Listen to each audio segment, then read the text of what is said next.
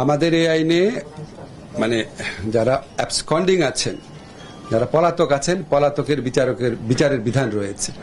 পলাতকের বিচারের বিধান রয়েছে। এটা তো সাধারণ খুনের ক্ষেত্রেও রয়েছে, আপনারা জানেন। কেউ পালিয়ে থাকলে কি তার বিচার হয় না? এখন আমরা তো আনার সর্বাত্মক চেষ্টা করছি।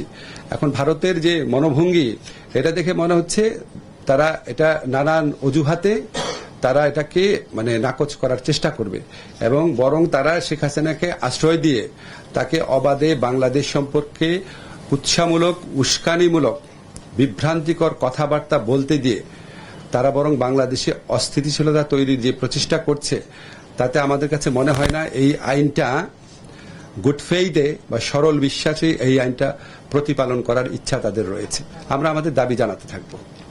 স্যার, আজকের প্রেস কনফারেন্সে যেহেতু সমসাময়িক আমাদেরকে সেরকম বলা হয়েছে, অন্য বিষয়ে প্রশ্ন করতে চাই স্যার।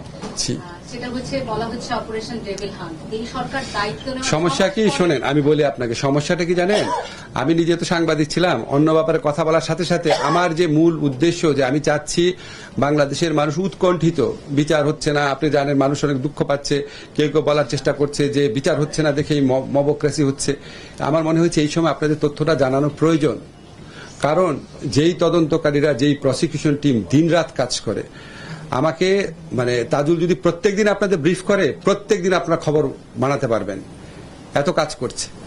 তো তাজুল মানে প্রসিকিউশন টিম, তদন্তকারী টিম। তো আমরা তো প্রতিদিন মানে আমরা ঠিকই করেছি, প্রতিদিন মিডিয়াতে আসা দরকার নাই, তাহলে তো আপনার মানে প্রপোর্শনালিটি থাকে না। এখন আমি যদি এটা আমি জানি, আমি তো সাংবাদিক, তো জানি তো আপনাদের, আমি অন্য একটা ব্যাপারে প্রশ্ন করা মাত্র দেখা যাবে হেডিং হয়েছে সেটা। এই তথ্যগুলা জানান।